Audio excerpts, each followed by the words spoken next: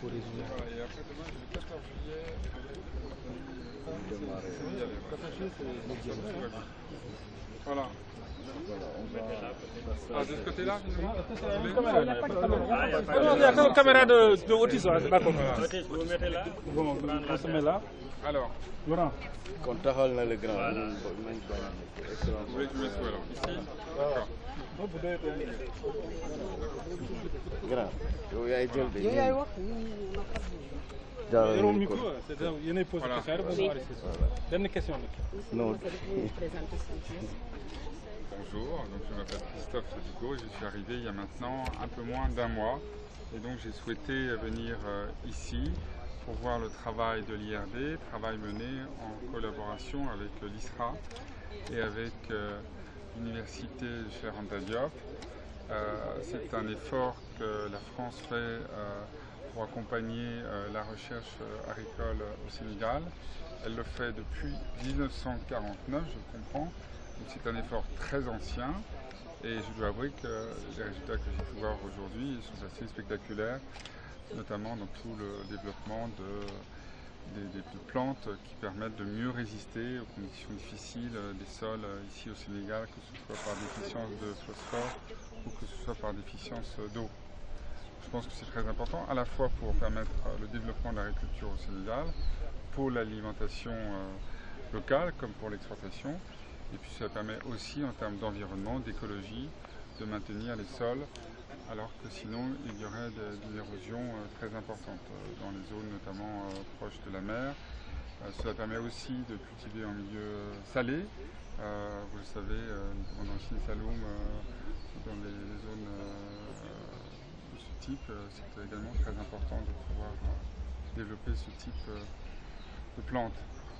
Il y a beaucoup de jalons qui ont été posés dans le cadre de cette coopération. Est-ce qu'on peut attendre à ce qu'on redynamise davantage ce qui est en train d'être fait entre les deux partenaires?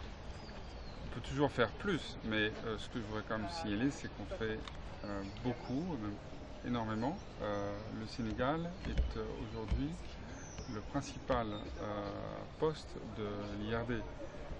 C'est-à-dire sur l'ensemble de la carte planétaire. Le Sénégal est le pays où l'Institut consacré à la recherche et au développement en France consacre le plus de moyens, que ce soit en termes de budget ou en termes d'effectifs. Donc pourquoi? Parce qu'il y a cette amitié entre nos deux pays, parce qu'il y a ce lien historique, mais aussi parce qu'ici on trouve des chercheurs sénégalais de très grande qualité. Donc c'est un véritable partenariat entre Français et Sénégalais qui peut ensuite servir pour d'autres pays. J'ai vu avec grand plaisir que cette institution recevait des chercheurs d'autres pays. On vient de rencontrer une chercheuse venant de Centrafrique. J'ai vu aussi des publications dans la presse internationale scientifique qui montrent que les résultats de très bon niveau qui ont été atteints. On peut toujours faire plus, bien sûr. Vous avez raison. Mais on a discuté à la fois avec le directeur de l'IRD comme le directeur de l'ISRA.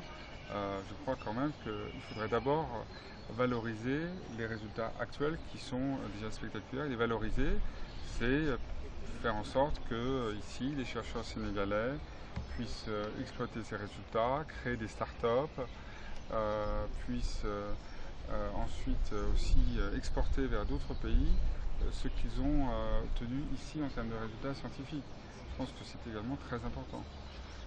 Et sur les nombreuses contraintes qui ont été soulevées, vous dites quoi? Les nombreuses contraintes qui ont été soulevées, je n'ai pas entendu. Il y a la question des bourses. Les bourses, c'est toujours pareil, vous pouvez voir le verre à moitié plein ou à moitié vide. Moi je vois plutôt le verre à moitié plein. Encore une fois, les efforts qui sont consacrés aux boursiers au Sénégal sont considérables, ils sont sans commune mesure avec ce qu'on peut retrouver ailleurs. Donc je crois que c'est déjà très bien. Moi j'ai surtout entendu des remerciements, mais peut-être qu'on n'a pas entendu la même chose. Beaucoup de remerciements de la part de tous ceux qui ont pu bénéficier de ces bourses, qui les ont aidés à faire des tests, à faire des analyses avec des équipements dont ils ne disposaient pas ici. Mais je pense que c'est une étape importante. Après, les étapes suivantes, comme on l'indiquait, c'est pouvoir valoriser cette recherche au Sénégal, en faire un outil économique. Je crois que c'est également très important.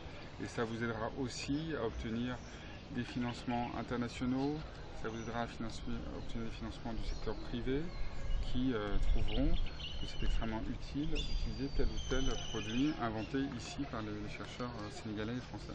Excellence, le DG a parlé de la formation.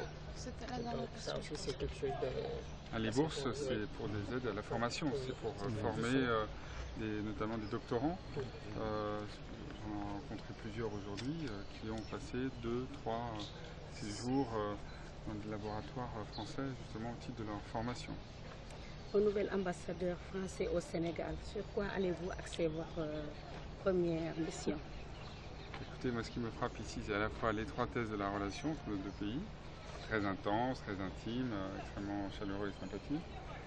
En même temps, il y a aussi 10 000 priorités. Donc la question, vous avez tout à fait raison, c'est bien de définir les priorités, de définir où est-ce qu'on va placer les efforts. Et là, pour l'instant, bien sûr, on voit les têtes de chapitre, on voit il y a clairement un effort à faire dans le domaine, je dirais, de l'attractivité de la France au Sénégal, c'est-à-dire pouvoir former plus d'étudiants en France. Je pense que ça, ce serait souhaitable. Il y a des étudiants de très grande qualité au Sénégal.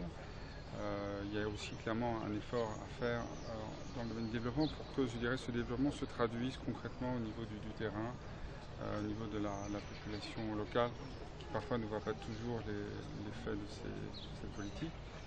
Et puis il y a aussi, là on n'en a pas du tout parlé aujourd'hui parce que c'était vraiment pas le lieu, il y a bien sûr, je crois, il faut être extrêmement vigilant sur le terrain de la sécurité. C'est une question à laquelle je suis sensible par mon parcours. Et puis je crois aussi que du point de vue sénégalais c'est très important parce que c'est seulement parce que vous avez cette chance de vivre dans un pays où il n'y a pas eu de coup d'État, pas eu d'agression, pas eu d'attentat, que vous vivez dans ce cadre remarquablement stable et pacifique depuis maintenant plus de 55 ans, on peut tout envisager, tout espérer. Donc vous voyez, sécurité, développement, attractivité, mais je n'en suis qu'à mes premières semaines, donc laissez-moi un peu le temps aussi de regarder plus avant et d'aller voir le terrain. Donc j'irai la semaine prochaine à Kaolack et à Fatick, dans le Ciné Saloum, pour voir un peu les projets qui sont menés. J'étais en Casamance il y a 15 jours, puis j'irai du côté de Saint-Louis, la vallée du fleuve, d'ici la fin du mois de juillet, et ça permettra de mieux connaître les besoins. Le casse aussi des Sénégalais, l'obtention du visa français. Vous dites quoi? Je sais que c'est un sujet extrêmement important pour vous. À ce stade, ce que je peux vous dire, c'est que moi je suis très heureux quand les Sénégalais obtiennent des visas pour la France. Encore une fois, comme je vous le dis, nous sommes très heureux de bénéficier de l'expertise sénégalaise, de la qualité des étudiants sénégalais en France. Par exemple, ou des hommes d'affaires sénégalais. La seule question, c'est qu'il faut que ce soit un aller et un retour. Voilà, parce que je pense qu'ils sont encore plus utiles pour le développement du Sénégal. Donc il faut regarder cela de manière que ce soit bien régulé, que ce soit bien organisé, et que ces déplacements soient des réussites, pas des échecs, qu'il n'y ait pas d'illusion, et qu'au contraire que ce soit vraiment des succès. Et en termes de chiffres, ça vous les connaissez déjà les chiffres, je crois que plus de 2 tiers des demandes sont accordées. Ça veut dire que je crois 71% pour être précis, des demandes de visa sont accordées. Ce soit une réponse positive. Et par ailleurs, je crois que cela se fait avec un délai qui est assez court. Si j'ai bien compris, c'est un délai d'à peu près 7 jours. Voilà. Néanmoins, on peut toujours faire mieux. On peut toujours faire mieux. Les procédures sont lourdes. Vous avez raison. Les procédures ont été considérablement allégées, puisque autrefois, ceux qui ont un peu de mémoire se rappellent qu'il y avait de longues queues d'attente. Aujourd'hui, il y a un opérateur, un prestataire qui est chargé à la fois de rassembler les dossiers, de faire en sorte que ces dossiers puissent avoir le maximum de chances de succès. Donc je crois, si vous regardez sur les 5 ou 6 dernières années, il y a eu des changements considérables dans ce domaine. Voilà, merci beaucoup. Merci. Bon.